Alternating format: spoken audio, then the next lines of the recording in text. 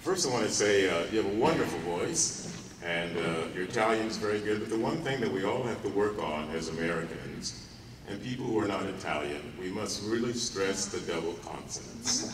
This is something that not only you, but most of us, we don't stress that enough in Italian and of course in German.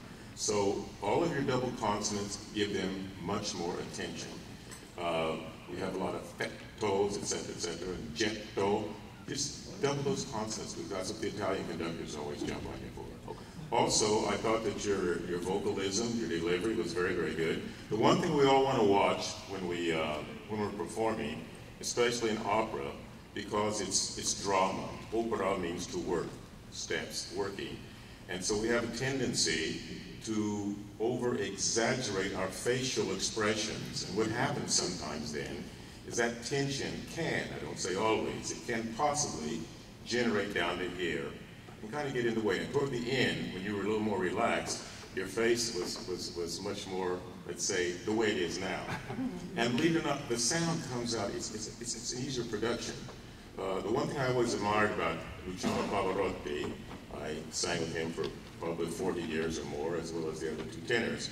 But in my opinion, I liked all three of those tenors, but I thought Pavarotti had the best technique of the three tenors. That doesn't mean that the other two were not as good as he was. But I think from a vocal point of view, Luciano was the one that had the great technique. And he never opened his mouth most of the time, if you notice, real widely. He didn't really do that. And I think this led to this ease of singing that he had. And when you were at the end of your aria, you weren't as dramatic. There's one thing kind of watch that you don't get. We all have little crutches in life, you know. You have a little crutch that you have this left arm. Did you notice that? Yeah. Yeah? I've been working on it, trying to get rid of that. Hey, that's all right. Look, you know, I've been singing 45 years and still singing, and I still like some crutches too.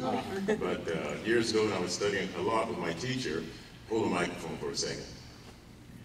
I always wanted to stand like this and sing. I go to a voice lesson, the first thing I do this. And so he said, Simone, he was calling me Simone. He said, you know, you can't sing a whole opera or a whole recital with your arms folded. He said, so get them down. So that's just something to just kind of be aware of it. And just, yeah. There was years ago I was out in Australia and I was working with a baritone. And every time he'd be standing like this, the moment he had to sing, he'd do this. He'd bring this arm to the right or the left, and like that, and grab the other arm like that. That was the only way you could sing. So see, we make sure that you get away from crutches. And something else I would stress to all of you, I do thoroughly believe in vocal technique. If you don't have a technique, chances are you won't have a real long career. But I think today we are overly intellectualizing vocal technique. We are forgetting that you sing not only with your cerebral aspect, the intellectual with your brain, but you also have to sing with your heart and your soul. And today, what do we stress? Technique, technique, technique, technique, technique. Well, I'm sure most of you know the name Piero Papuccilli, great baritone. I sang with Piero for many, many years. And we were doing Don Carlo in Florence, and Mirella Freni was singing Elizabeth, Piero was singing Rodrigo, and I was singing Filippo. And so I asked the two of them at lunch, I said, with whom did you study? Jamai. Man, what have I done here? They said, never. But don't get me wrong, I believe we all need to have voice teachers, but they said, we don't have any voice teachers. They said, we don't want our voices ruined. Now, I'm saying that's what they said, but there's some truth in that, because today we live in a highly scientific, technological age. And so I think we're stressing too much all of these vocal terminologies.